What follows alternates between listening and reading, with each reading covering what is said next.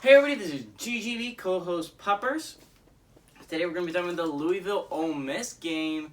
And guys, here's a warning for you. In 3 days, we get our first NFL game. It's going to be legendary.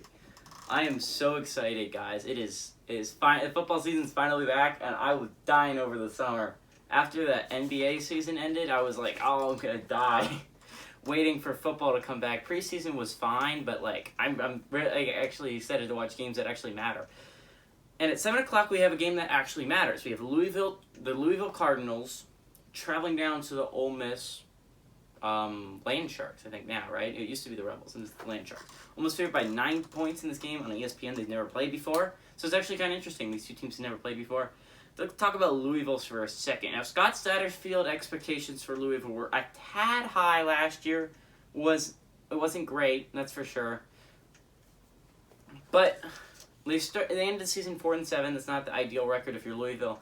But on the bright side, if you're Louisville, this could have been a very different team if you win the close ones. They had 4 one-possession games, and they lost every single one of them. If you won all of them, let's say you won all the one-possession games, this could have been an 8-3 team last year, and I think we're looking at Scott Satterfield really differently if he led Louisville to an 8-3 season last year. Unfortunately, that didn't quite work out for him. They ended up starting the season 1-4. They had a 3-point loss to Pitt, a 5-point loss to number 4 Notre Dame at the time. That actually was a game that was pretty good. The defense for Scott Satterfield was amazing in that game. They had a 7-point loss to Virginia Tech and a 7-point loss to Boston College. So again, this could have been a very different Louisville team, and we would be talking about them much, much differently if they had won these close ones. Now, I think Louisville could be a pretty decent team this year. They're not obviously ACC contenders quite yet, or even contenders for Clemson, but they're getting there. I think Satterfield is a really good head coach. I think he'll be able to turn Louisville around eventually, but got to give him a little bit of time.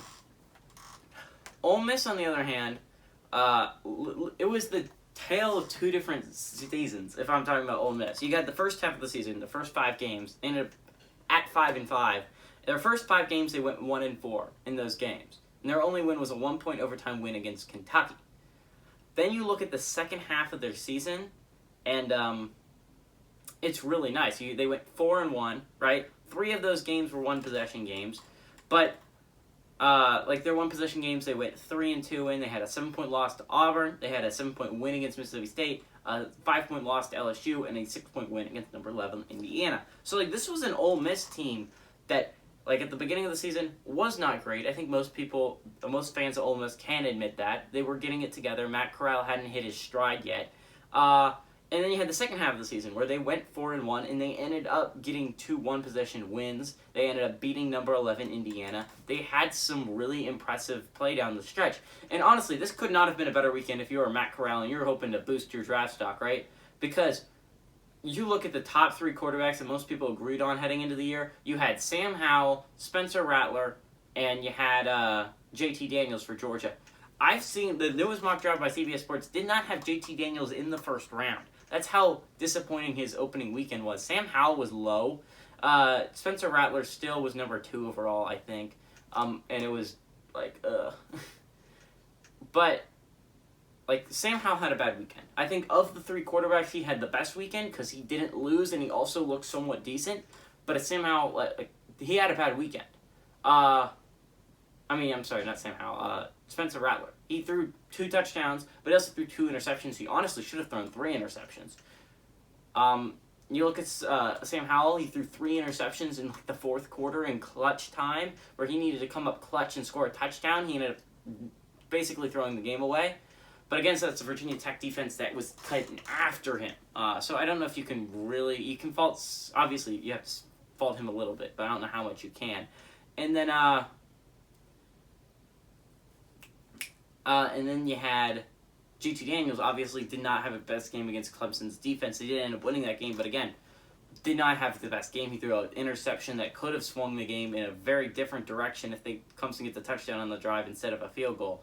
So again, that was a bad play by JT Daniels. Honestly, Matt Corral, if he has a good game, he's the first-round pick, right? Honestly, this first round, there's no... Normally you have a quarterback, you had Tua.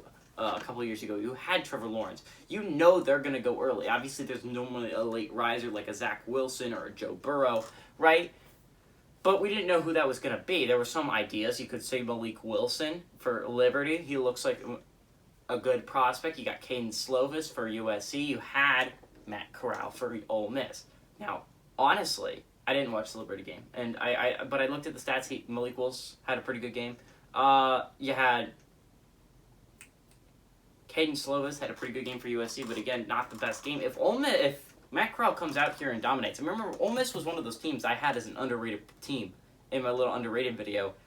Ole Miss is very, very solid. It's a very solid team. I really like what Lane Kiffin is one of my favorite head coaches. I say that about a lot of head coaches. I like a lot of head coaches, but I do love Lane Kiffin. I think Lane Kiffin's a phenomenal head coach. That's why I think Ole Miss is going to blow out Louisville. I'm sorry, Louisville. You are not a good enough team yet to compete with an Ole Miss, like a quarterback that could go in the first round, and Lane Kiffin, who's one of the smartest offensive minds in all of college football. I'm sorry. You're just not. Give me Ole Miss to dominate in this matchup and cover.